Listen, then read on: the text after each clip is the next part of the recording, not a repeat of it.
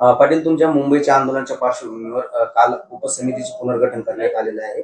कसं बघता, सरकार हालचाली करते का तुमच्या आंदोलनाच्या पार्श्वभूमीवर? नाही, ते मराठ्यांचा त्याला जाणून बुजून अवमान द्वेष केला असं म्हणतात त्याला.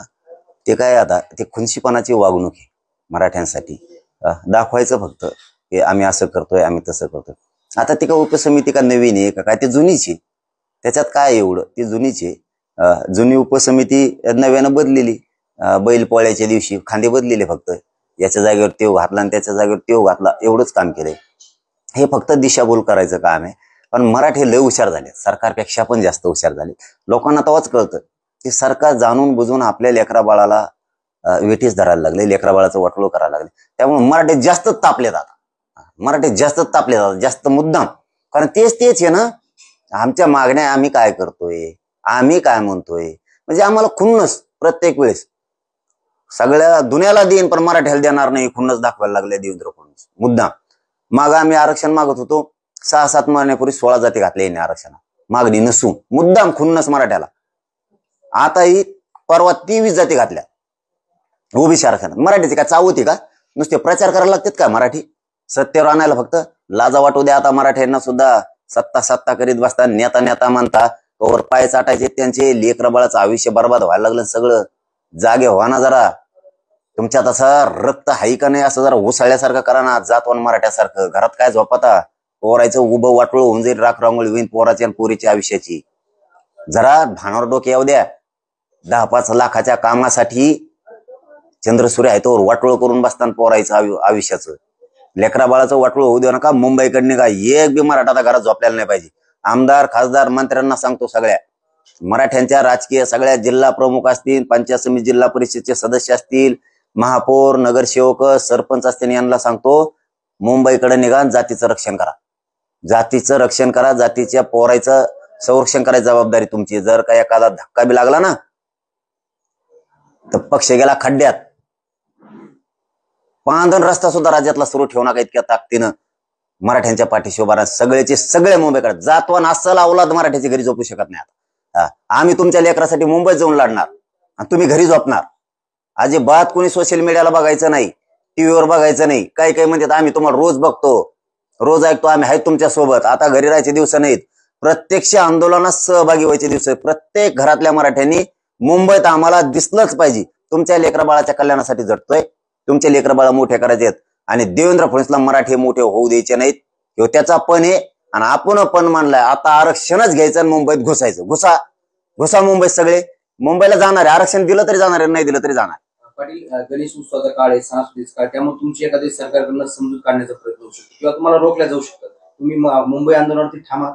काय असतं आम्ही हिंदू संस्कृतीला मानणारे आणि पाळणारे दोन्ही पण आहेत. वारकरी संप्रदायाचे सगळे संस्कार आमच्यावरती आहेत, आम्ही ती परंपरा पाळतो. देव आमचा आहे, उत्सव आमचा आहे. मुंबईकर आणि महाराष्ट्रकर आम्ही वेगळे नाही आहेत, आमचं एकच अंग आहे. ती न्याय देणारी भूमी आहे मुंबई. आम्ही न्यायासाठी तिथं चाललोय आणि मुंबईकरांचेच लेकर आहेत आम्ही. आम्हाला वेगळ्या भूमिकेतून कशामुळे बघता? उत्सव उलट हे राज्यात पहिल्यांदा होतंय. पूर्ण राज्य गणपतीच्या दर्शनाच्या निमित्तानं उत्सवासाठी जगात डंका वाजन आपला की पुरं राज्य एका जागेवरती आलंय.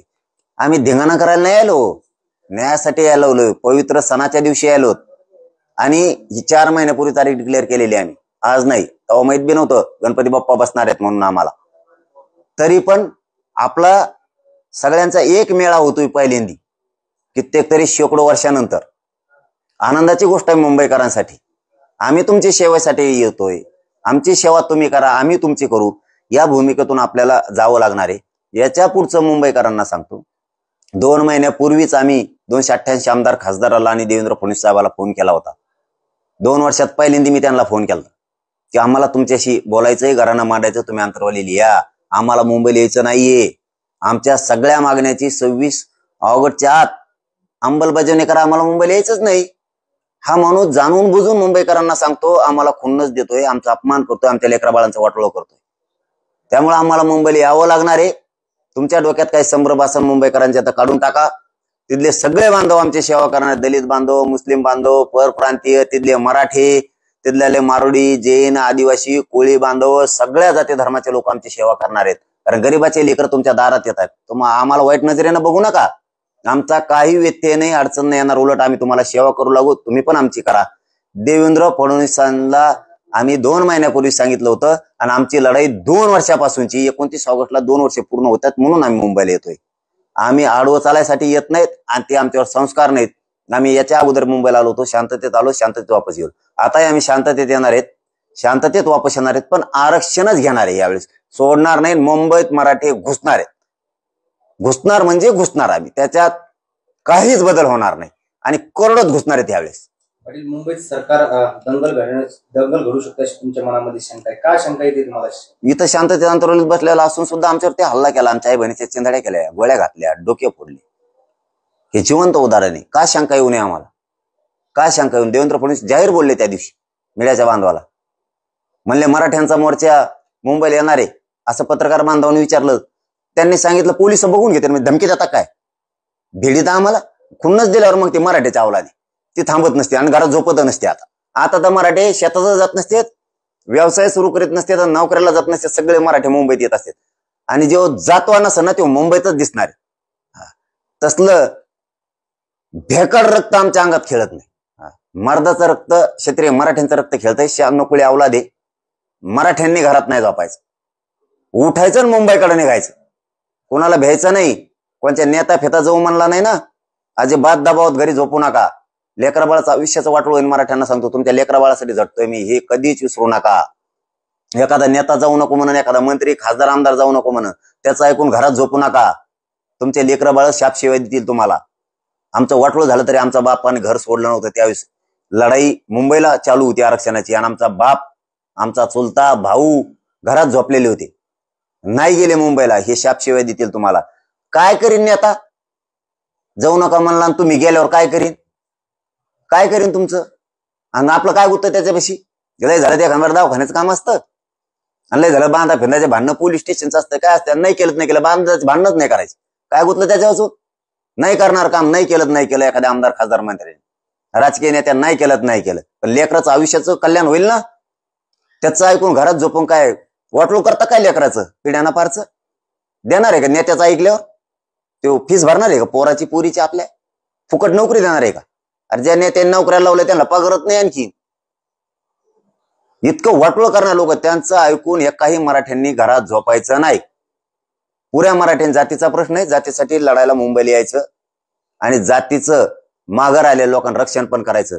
आमदार खासदार मंत्र्यांना माझी आमदारांना आव्हान आहे, जातीच्या बाजूने उभा राहा.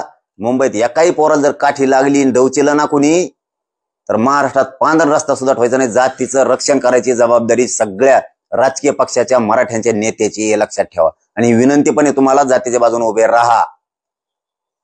पाटील, काही दिवसात तुम्ही आता मुंबईला निघणार आहे. कुठपर्यंत आंदोलनाची तयारी आणि किती मराठा बांधव यावेळेस मुंबईत धडक? अवघड आहे ते. आकडा सांगणं अवघड आहे यावेळेस लय अवघड झालंय. घरात मराठाच झोपणार नाही.